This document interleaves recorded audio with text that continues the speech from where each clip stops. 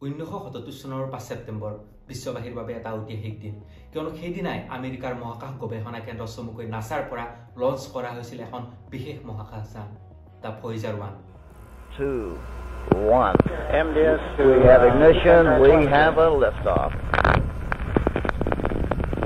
Roll program is in on time vehicle response is normal এই মহাকাশযানখনৰ বিশেষত্ব কি জানে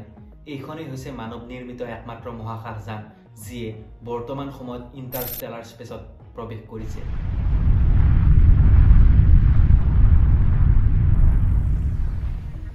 ইন্টাৰষ্টেলাৰ স্পেচ দুটা নক্ষত্ৰৰ মাজৰ খালি ঠাইখিনি আমাৰ মিল্কি ৱে গেলেক্সিত থকা লাখ লাখ নক্ষত্ৰৰ যিকোনো দুটা নক্ষত্ৰৰ মাজৰ যিখিনি খালি ঠাই সেইখিনিকে কয় ইন্টাৰষ্টেলাৰ স্পেচ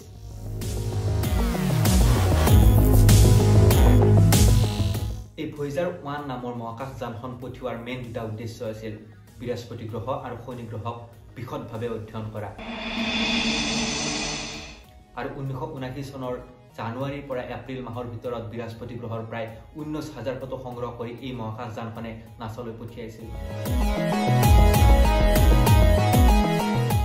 1 ছেকেণ্ডত প্ৰায় 17 কিলোমিটাৰ বেগেৰে গতি কৰি থকা এই মহাকাশযানখনে বৰ্তমান সময়ত শনি গ্ৰহৰ প্ৰায় 33,000 ফটো নাছালৈ প্ৰেৰণ কৰিছে আৰু বৰ্তমান সময়লৈকে এই মহাকাশযানখনে প্ৰায় 22.5 লাইট আৱাৰ দূৰত্ব অতিক্ৰম কৰিছে মানে পৃথিৱীৰ পৰা সেই মহাকাশযানখনলৈ পোহৰে গতি কৰিবলৈ সময় ল'ব প্ৰায় 22.5 ঘণ্টা য'ত পোহৰে 1 ছেকেণ্ডত 3 লাখ কিলোমিটাৰ অতিক্ৰম কৰিব পাৰে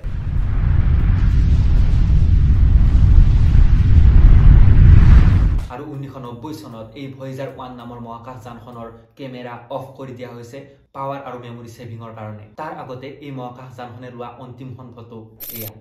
এইখন হৈছে আমাৰ পৃথিৱীখন একেবাৰে ধূলিকণা সদৃশ য'ত আমি জীৱন নিৰ্বাহ কৰি আছো বিশ্ব ব্ৰহ্মাণ্ডৰ তুলনাত এই পৃথিৱীখন একেবাৰে ধূলিকণা মাত্ৰ তাত আমি নুগুণ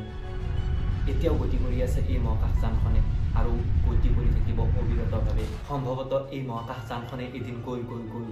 আধুনিক সভ্যতাৰ হাতত পৰিব আৰু আমালৈ প্ৰেৰণ কৰিব এক বাৰ্তা আমি একেখন ব্ৰহ্মাণ্ডৰে প্ৰাণী